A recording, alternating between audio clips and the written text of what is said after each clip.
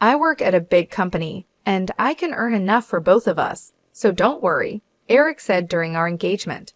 But as soon as we got married, he changed. He and Larry started insulting me every day. On top of that, Eric took control of all the money and cut down on living expenses. He'd constantly complain, even though I did all the cooking. Fed up, I told Eric I wanted a divorce and left the house. Later, I bumped into Larry by chance. "Hey, I heard you're getting a divorce now," he said. I was surprised and replied, "You must be mistaking me for someone else." Larry smirked and said, "Don't pretend.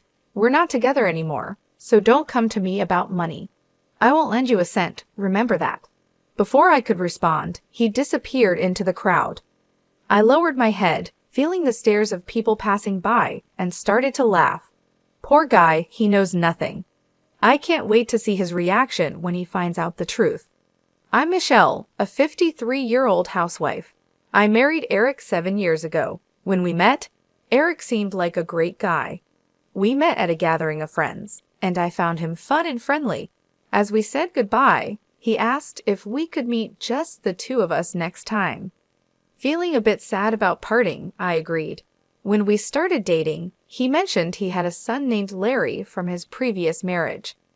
Larry was in 5th grade then, and we had dinner together a few times.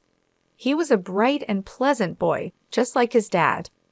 A year later, on the night Eric proposed, I decided to open up. You know I live with my parents and work part-time, right? The company I joined right after graduation was really tough and it ruined my health, I said. Is that so? It must have been hard to quit, Eric replied. I think long hours will be difficult for me in the future, I added. Eric smiled kindly and said, Don't worry about it. Just stay at home. I work at a big company and I can earn enough for both of us. Relieved by his words, I accepted his proposal. I was happy to have met a good man and thought we were starting a happy married life. I never imagined I would feel so hopeless in less than half a year. As we got used to living as a family of 3, Eric and Larry's attitudes changed a lot. They started making fun of everything I did and said, Mom, are you in bed again? Where's my sandwich? Larry asked with a frown as he came into the bedroom before school. I had been helping with weeding at a nearby park yesterday and felt sick because it was an unusually hot day. I had already been feeling unwell since the day before. I had asked Eric for help, but he refused with an annoyed look and said, Being a housewife must be nice. Just slacking off all year. I need my days off too, you know. Let me rest. The next morning, I couldn't get up because I had pushed myself too hard. I apologized to Larry and said, Sorry, Larry. I couldn't make your sandwich. Here's some money to buy one at the grocery store. Larry complained, Mom, can't you at least make a sandwich? You always take shortcuts with frozen food or leftovers. You're failing as a mom if you can't even cook. His words hurt. Don't blame Mom, Larry, Eric said with a half smile as he passed by in the hallway. Since you skipped the sandwich, tonight's dinner must be fancy. Oh, is that so? Then I'll look forward to it. Being a housewife, you should have plenty of time for dinner, right? You're not sleeping all day, are you? Make sure to clean thoroughly without slacking. The two of them laughed at my poor condition and made their insensitive comments before leaving. As if I could prepare a fancy meal lying in bed, staring at the ceiling, I let out a heavy sigh. Eric is extremely stingy despite being a section chief at a big company and earning a high salary. The money he gave me for living expenses was ridiculously low. It's my salary, so why should my wife manage it? Eric insisted on managing the finances himself after we got married, and I meekly agreed.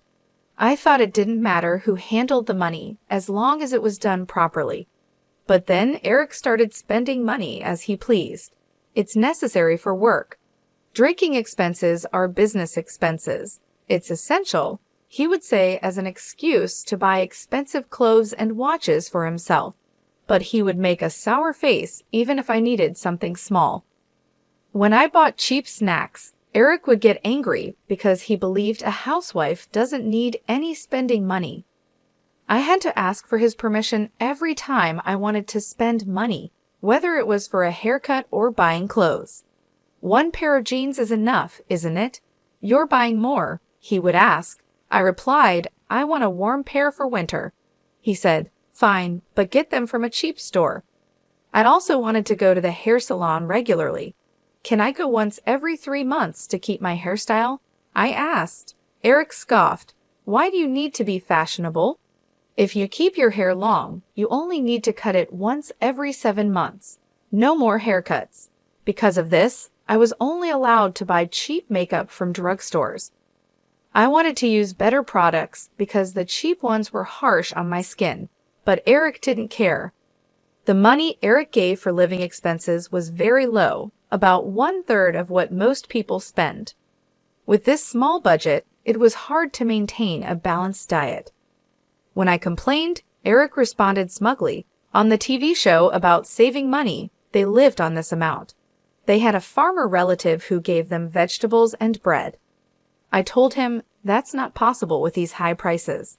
He replied, "That's your job to manage." What really hurt me was how Eric acted when it came to sending a wreath for my dad's funeral. When Dad, who had been sick, passed away, and it was time to send a wreath, Eric frowned and said, "We don't need to send a wreath for the funeral, right? Only the main mourner needs to send one." He suggested, "Use your savings, it's not my problem." As I prepared for the funeral with tears in my eyes, his lack of care made me angry.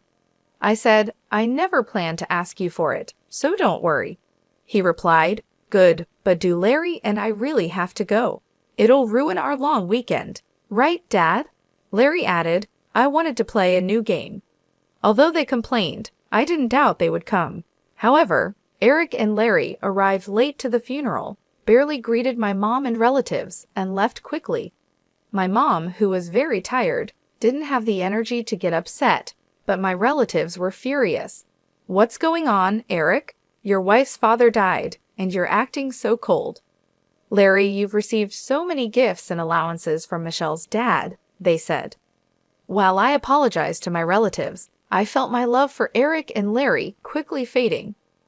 Eric, always in his stylish suits with a charming presence, and Larry, attending a prestigious university and seen as a handsome father and son by the neighbors, only insulted me at home. They wouldn't come straight home after work or school, instead wandering around and coming back with the smell of lipstick and perfume. Despite doing whatever they wanted, they treated me like a maid, demanding fancy meals with the little money I had for food. When I served dishes with chicken or pork, both Eric and Larry would glare at me with disdain and insult me. "Don't you want to serve your husband good food after he comes home from work? If I get sick from eating this bad food, how will you take responsibility? Are you even a mom?" they would say. I could make delicious meals, even with chicken or pork. They disliked vegetables and fish, but eating such a picky diet will make you sick. Eric would reply, "I'd eat if it were high quality. Don't complain when you can't satisfy us. I don't need advice from someone as weak as you." They used to eat while complaining, but lately they just left the food untouched. Yet, if I didn't cook, they would yell, "Are you slacking off even though you're a wife?" I would eat the leftovers for breakfast or lunch the next day, but tears would well up as I wondered for whom I was cooking. For their meals, they relied on store-bought sandwiches, instant noodles, and snacks. Eventually, Eric was diagnosed with prediabetes during a company health check, and Larry started gaining weight. It was inevitable. Then they lashed out at me, saying, "What kind of wife makes her husband and child sick? We don't need a useless person like you. We're getting a divorce." "Then I'll leave," I said. They were surprised when I agreed easily. "Are you sure? You're unemployed. You've been living off me. How will you survive now?" Eric asked, "Don't worry about me. I'll send the divorce papers for you to sign later. Please leave my stuff until the movers come to pick it up," I replied. "Nobody's going to take your stuff," Eric sneered. "You'll definitely regret divorcing a high-earning, handsome guy like me." A kind husband who lets you be a housewife with 3 meals and naps. There's no one else like that in the world, right? That's right. You've been living in luxury on Dad's money till now. You'll struggle from here on, Larry added. As I packed my clothes into a suitcase, Eric and Larry kept talking behind me. Honestly, I envied Eric's ability to overestimate himself so much. When we were dating, I saw this part of him as confident and shining. You'll just go back to your parents, right? Say hi to your retired mom for me. You two will be heading straight to poverty, Eric said. Larry laughed at his father's prediction. They'll end up on welfare soon. They already reek of poverty, but with Grandma, it'll be the ultimate. The funeral the other day was nothing special. It smelled like poverty. I thought so too, like a poor family's funeral. I want a fancy one, Larry agreed. But for Dad, who works at a big company, and me, attending a prestigious university, poverty is a different world. Their endless comments made me really angry, but I knew it was pointless to argue, so I just let it go. After I went back home and explained everything to Mom, she said in a low voice, at the funeral, seeing Eric and Larry, I felt something was wrong. But I thought it's not good to interfere too much in my daughter's household, so I kept quiet. I was too busy taking care of Dad. I'm sorry for barging in like this. I replied, it's okay. I've been lonely without you. Why don't you stay here? Thanks, but once I get my job on track, I plan to move to an apartment, I said. Mom's concern was comforting, but I knew living with her might make me too dependent. Living nearby and visiting sometimes seemed like the right balance. Yes, Eric and Larry mocked me for being unemployed, but actually, I had been working from home. It all started with the budget recipes I posted on my blog. After getting many positive comments, I bravely launched a cooking site and shared my recipes, which quickly gained readers and internet fame. Soon after, an editor from a major publisher approached me, and now I'm getting ready to publish a cookbook. Because of this, I didn't have time to think much about the divorce, and the days flew by. One day, my phone rang insistently. I stopped stirring the ingredients in the pan and answered. Hello, I said. Hey, what's this about a clause for the divorce trial? Eric asked. I sighed, knowing it was about that. You and Larry insulted me all the time, I said. Oh, I thought, never mind, Eric said with relief in his voice. I didn't cheat or anything, you know. Did you record me and Larry? Your memory alone won't work. I replied, I've noted everything in my diary. Try to claim otherwise if you can. Eric scoffed, really, poor people and their obsession with money. You're so stingy. If you think you can get a deposit for the divorce trial, go ahead. After his outburst, Eric hung up. I finished cooking and then visited a detective agency to investigate Eric's background. Soon, his affair with a coworker was uncovered. The day after I sent photos of the two of them together and the investigation report to his company, Eric contacted me again. You spreading this at work is low. The angry manager reported it to the higher-ups, and now I'm in trouble, he said. I'm fired. Oh, she was the manager's daughter, wasn't she? It's your fault for cheating. Knowing they're strict about such things, I said, laughing. But you should be fine, right? With all the saving you did, you must have plenty of money. Aren't you and Larry living comfortably? Larry moved into a dorm this spring because commuting was tough. I prepaid dorm fees and have apartment loans. My savings were drained by that woman. She was two-timing me with a younger guy, Eric replied. Sounds tough for you, but it's none of my concern. Oh, and about the divorce trial deposit, I'll also take half the value of the apartment for property distribution. When the invoice arrives, please transfer the full amount to my account, I said. Eric was yelling on the other end, but I hung up without caring. One day, while returning from shopping in town, I bumped into Larry. He was dressed in his usual flashy clothes, with piercings all over his face and an eye-catching hairstyle, making him easy to spot from a distance. Seeing me, Larry raised his hand in greeting. Hey, heard you're getting government assistance now. I looked puzzled. Huh? Who are you mistaking me for? Don't pretend, Larry said, smirking. It's obvious where an unemployed old lady like you would end up. If you had just followed me and Dad, you'd still be living a comfortable life. It's pathetic. Feeling really angry, I couldn't help but reply, getting government help is a citizen's right. Any one of us could need it someday due to illness or an accident.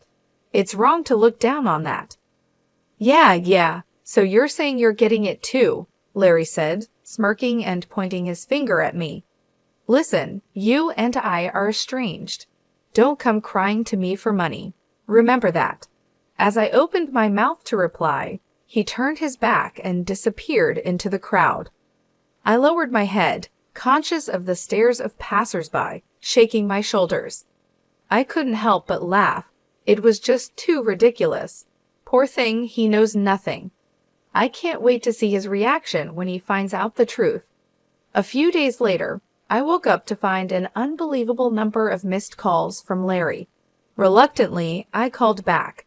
Larry shouted furiously, "You deceived me, old woman. What are you talking about? I've heard from a cousin you got 3 high-rise apartments from Grandpa's inheritance and are living a carefree life. Hiding that and getting a divorce is cowardly," he said. That's my personal asset. Why should I share it? I have to tell you or Eric, it's joint property. You should have done a distribution of property with Dad during the divorce. Unfortunately, it became mine after the divorce procedures, so I can't give it to Eric. Officially, I knew from Dad's will that it would be mine, but I delayed the process until after the divorce because I didn't want to share it with Eric. Larry shouted in frustration, "A rich woman like you getting government help? I'll report you to the authorities right now." "Feel free," I replied. "It's not me, but Eric, who is receiving it." Larry fell silent. "What I told you last time, it's not me," I explained as if talking to a child. "Honestly, even without the inheritance, I can live well. I have income from my cooking website and book sales, which I started secretly. But Eric, after spending all his money on his affair, has lots of bills piling up and is borrowing heavily. When his affair was discovered and he was fired, his income stopped. Are you listening? Dad's on government assistance now," I said, pulling the phone away from my ear as Larry screamed. Waiting for him to calm down, I continued, "You really didn't know anything. He's too proud to tell his son. According to relatives, he asked for money. He's behind on his apartment rent and facing eviction, staying at home all day in an old apartment. If you're worried, why don't you contact him?" There was silence on the other end for a while. Then Larry said resentfully, "You're cold-hearted. After all Dad did for you, you have no intention of repaying him. If you have money, you should give some to Dad." "Why should I?" I said. "Since our marriage, it's been nothing but unpleasant memories. I don't feel like I owe him anything," I stated coldly. "If you're so concerned, why don't you, his son, lend him money? You're working part-time after all." "I don't have savings. The part-time pay goes to hanging out with friends and stuff," Larry said, suddenly evasive. I smirked. "You've been living quite lavishly for a student. Borrowing money to hang out at clubs is not a good idea." "How do you know that?" he asked. "The other day in town, I saw you from across the street. After we parted, you met up with a girl at a club and went into a brand store arm in arm. Also, a club membership card was left at the house. Using my credit card for shopping without my permission is out of the question." Larry stammered, "That's unfair. You got high-rise apartments from Grandpa. Why don't I or Dad get a share? This is discrimination." Yeah, the credit card bill will be sent soon. Make sure you pay it before it's due," I replied. Before I could finish, the call was disconnected. I sighed and ended the call too. Just when I thought it was all over, a few months later, Eric and Larry showed up at my parents' house without any notice. The doorbell rang nonstop, and when I answered, there they were. expecting they came to ask for money. I let them in to avoid causing a scene in the neighborhood. Eric and Larry, who used to look so stylish, now appeared completely different, wearing wrinkled shirts and dirty pants, with lifeless and gaunt eyes. Yet, they still had the energy to be sarcastic. As they walked into the living room, Eric looked around and sneered, "Same old house, huh? Why not sell one of those high-rise apartments and rebuild this place? Do something nice for Mom, living miserably on her pension. This is Dad's house, and we like it this way. More importantly, when are you two planning to pay me back?" "You're past the deadline," I said. Eric, lifting his chin arrogantly, replied, "Michelle, I'll forgive you now, so let's remarry. You started a cooking site, right? If you manage the household perfectly, I'll even let you work, so come back." Such a generous dad, forgiving the wife who abandoned her husband and child. So Mom, why not live with Dad again?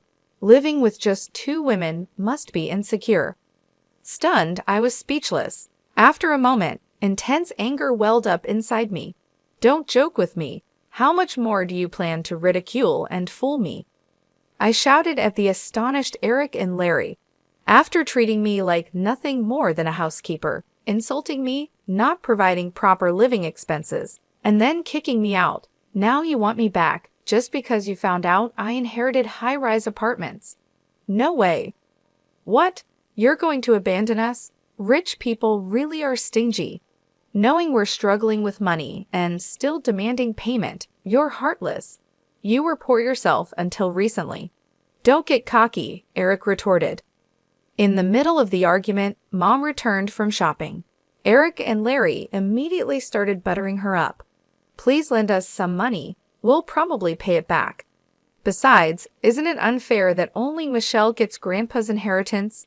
Give me one of the high-rise apartments too." "Hi, Grandma. Long time no see. How have you been?" "Grandma, please persuade Mom to remarry Dad. He doesn't want to break up, but Mom is being stubborn." Mom, surprised at first, changed her expression upon hearing their words. She placed her shopping bag on the floor and let out a deep sigh. "So shameless, both of you," she said. "What?" Eric and Larry responded, confused. "I'm telling you to have some shame," Mom shouted suddenly.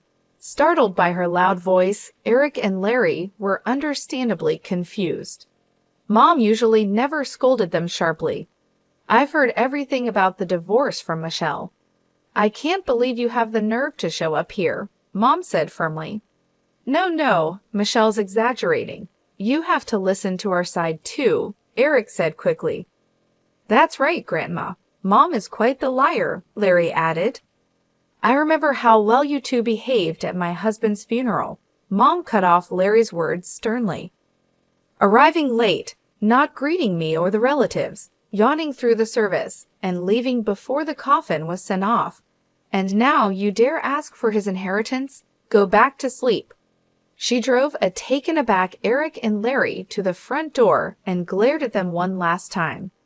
"You two are now strangers to us. Don't come here again. If you do, I'll call the police." Mom threw their shoes out the door, forcing them to leave in their socks, and immediately locked the front door. Eric, who had been avoiding paying me, was advised by his lawyer that a lawsuit would cost even more.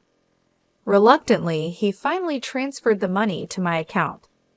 Even though Eric was fired from his job, he couldn't find another one. His in-laws, hearing about his situation from relatives, stepped in to cover his debts. They visited my parents' house and apologized profusely for Eric's behavior.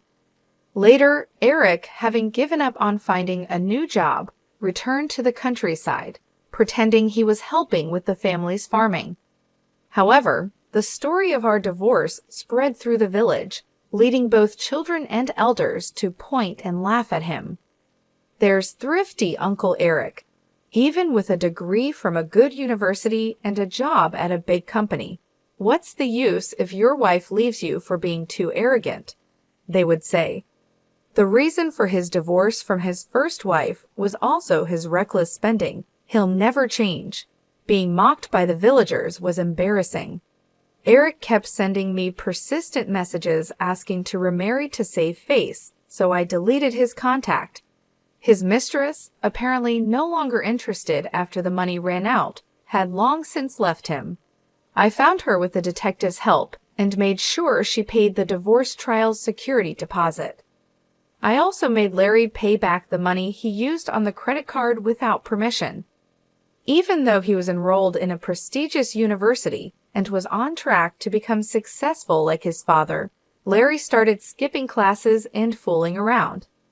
This led to failing grades and eventually getting expelled. His friends and girlfriends were worried, but Larry, in his arrogance, pushed them away with his prideful comments. He then had a big fight with Eric, saying, "You're my father, but you won't help pay off the debt." Now, they don't talk to each other. Larry lives alone in a small apartment, getting by with part-time jobs. Gone are the days of buying whatever he wanted and making sarcastic remarks despite his high earnings. For me, it's a refreshing change. My cooking website is doing well, and I signed a book deal. I moved to the top floor of the high-rise apartment I inherited from Dad. Mom is still healthy at 75, and the high-rise is close to our family home, so it's convenient if she needs anything. I'm planning a surprise hot spring trip for Mom's upcoming birthday. Though my marriage didn't work out, I want to keep having a good relationship with Mom.